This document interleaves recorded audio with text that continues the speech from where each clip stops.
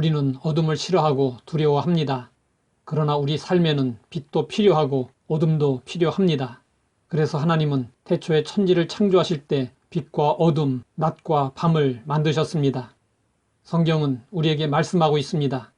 나는 빛도 짓고 어둠도 창조하며 나는 평안도 짓고 환난도 창조하나니 나는 여호와라. 이 모든 일들을 행하는 자니라. 하나님은 우리에게 빛만 주시지 아니하시고 때로 어둠도 주십니다. 우리에게 평안만 주시지 아니하시고 환난도 주십니다.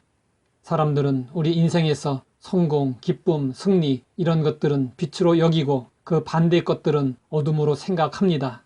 사람들은 이렇게 이원론적으로 생각하고 있습니다. 그러나 빛과 어둠은 동전의 양면과 같습니다. 빛이 있는 곳에는 그림자가 있고 그림자가 있는 곳에는 빛이 있습니다. 하나님은 세상을 만드실 때 불필요한 것들을 만드시지 않으셨습니다. 우리에게 빛만 필요하다면 온통 빛의 세상으로 만드셨을 것입니다. 그러나 어둠을 만드셨습니다. 우리에게 어둠이 필요하기 때문입니다. 우리의 육체는 휴식을 필요로 합니다. 낮에는 일하고 밤에는 자야 합니다.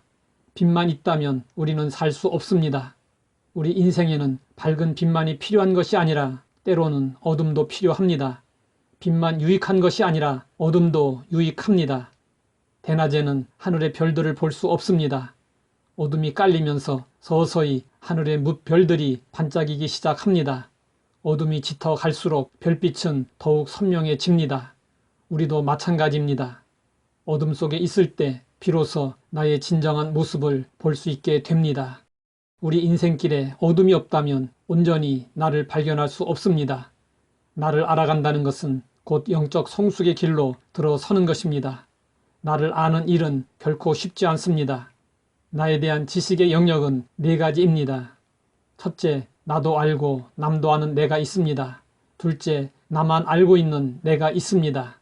셋째, 남들은 아는데 나는 모르는 내가 있습니다. 넷째, 나도 모르고 남도 모르는 내가 있습니다. 이 4가지 영역 중 4번째, 나도 모르고 남도 모르는 영역이 가장 큽니다. 나를 알아가는 길은 끝이 없습니다. 빛 가운데서만 나를 알 수 있는 것이 아닙니다. 그래서 하나님은 나를 알 수 있도록 가끔씩 우리를 어둠에 처하도록 하십니다. 우리는 어둠에 처하면 절망합니다. 그러나 하나님은 어둠을 주시되 완전한 어둠을 주시는 것이 아니라 빛도 함께 주십니다. 어두운 밤 등이 꺼지는 순간 주변은 깊은 어둠 속에 파묻힙니다. 그러나 얼마 후 우리의 눈은 어둠에 익숙해지고 창틈으로 가로등 불빛과 주변의 작은 빛들이 눈에 들어옵니다. 완전한 어둠은 없습니다. 우리가 아무리 어둠 속에 있다고 할지라도 언제나 빛은 남아 있었습니다.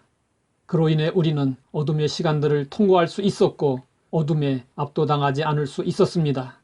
우리가 고난의 한가운데 있을 때 낙심하지 말고 용기를 가져야 하는 것은 어둠 속에서도 빛이 있다는 사실 때문입니다. 야곱은 편안할 때 하나님을 만나지 못했습니다. 그러다가 형 에서를 피해 도망을 가면서 두려움 속에서 잠을 자다가 하나님을 만났습니다. 야곱은 어둠 속에서 하나님을 만났습니다. 다윗은 인생 여정 중에 사망의 음침한 골짜기를 지나가야 할 때가 종종 있었습니다. 그는 그때마다 하나님 앞에 적나라하게 자신의 아픔과 고민과 갈등을 털어놓았고 하나님의 도우심을 경험하며 하나님의 은총을 노래할 수 있었습니다. 어둠에 처해 있다고 두려워하지 마십시오. 하나님을 의지하고 나아가면 어둠도 우리에게 유익이 됩니다.